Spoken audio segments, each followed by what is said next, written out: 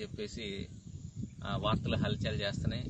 నిజంగా మీకు దమ్ము ధైర్యం ఉంటే ఒకసారి వచ్చి ఇక్కడికి వచ్చి చూపించండి. మీరు తీసుకునే 5 రూపాయలకి మీరు న్యాయం చేయాలనే ఉద్దేశంతో ఈ విధంగా మాట్లాడటం సరికాదు. ఒకసారి వచ్చి ఇక్కడ ఎక్కడ మునిగిందో ఒకసారి చూడండి.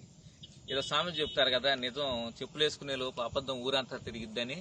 మీరు ఆ విధంగా అబద్ధాన్ని ఫోకస్ చేయొద్దు. మీరు నిజంగా చిత్తశుద్ధి కలిగిన వాళ్ళు అయితే, నిజంగా ఇది ముంపు ప్రాంతం అయితే, మీరు కొండవీటి వాగుని ఇప్పటి వరకు ఎందుకు గేట్లు ఎత్తలేదు, ఎందుకు మోటార్లు ఆన్ చేయలేదు అంటే ముంపు లేదనేగా, లేదా ముంచాలని మీరు ఇప్పటి వరకు ఎత్తలేదా? ఇది చాలా దారుణం. వాస్తవంగా 2 రోజుల నుంచి ఎడతెరిపి లేకుండా వర్షాలు పడుతున్నాయి.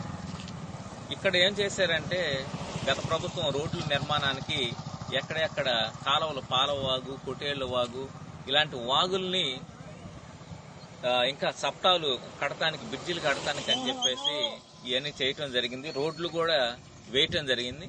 అందుకనే నీళ్లు డైవర్షన్ ఎటెళ్ళాలో తెలియక అవి రోడ్ల మీదకి రావటం జరిగింది. మీకు నిజంగా చిత్తశుద్ధి ఉంటే, నిజంగా మీ ప్రభుత్వానికి ఇది ముంపు ప్రాంతంగా నిరూపించాలని మీరు అనుకుంటున్నారు కాబట్టి తొందరగా కొండవీటి వాగు ఆ యొక్క మోటార్లు ఆన్ చేసి నీటిని ఎత్తివేయటానికి, అలాగే ఈదరి పక్కన ఉన్నటువంటి గేట్లు ఎత్తివేస్తే ఎక్కడ నీళ్లు అక్కడికి వెళ్ళిపోతాయి.